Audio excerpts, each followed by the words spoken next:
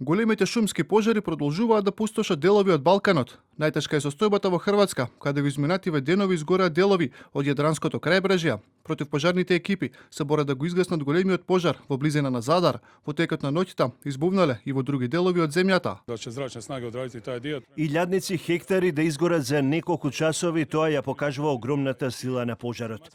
Создадени се идеални услови за негово ширење поради ветерот и конфигурацијата на теренот. Не можевме да влегуваме во огнот, бидејќи ќе имаше и повредени пожарникари, па целото гаснење беше насочено кон спасување на човечки животи. Огнената стихија во близина на Омиш е под контрола, но пожарот ја зеде и првата жртва. Според хрватските медиуми, станува збор за 34 годишна државјанка на Босна и Херцеговина, која исчезнала на 13 август, додека бегала од пожарот.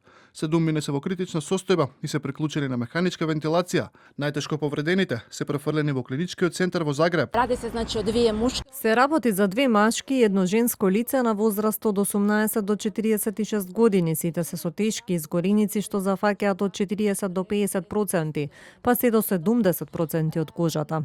Во овој момент се бориме за нивните животи, односно ги стабилизираме нивните витални функции. Пожар има и во Црна Гора. Противпожарните екипи веќе неколку дена се обидуваат да ја стават под контрола огнената стихија над Биела и Улцинј. Се уште активни, но под контрола си пожарите на подрачјето на Херцег Нови и Никшиќ. Дежурају, обезбедивају ме. Пожарникарите се уште се тука, дежураат, иако пожарот е речиси изгаснат. Го обезбедуваат целиот регион. Јас бев најзагрозен. Пожарот стигна до куќите, но пожарникарите успеа да го изгаснат. Шумски пожари се пријавени во Албанија. Од Министерството за одбрана велат дека во изминативе 24 часа регистрирани се дури 35 пожари, од кои 8 и натаму се активни. Преку 500 пожарникари се обидуваат да ги изгаснат, а помош имаат и од 200 војници, неколку хеликоптери и авиони.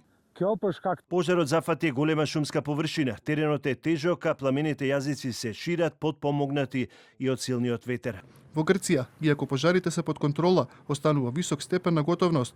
Состојбата на терен постојано се следи со дронови, да се разгледуваат и превентивни мерки, меѓу кои и ограничување на пристапот до шуми, национални паркови и други подрачја, каде има ризик од пожари.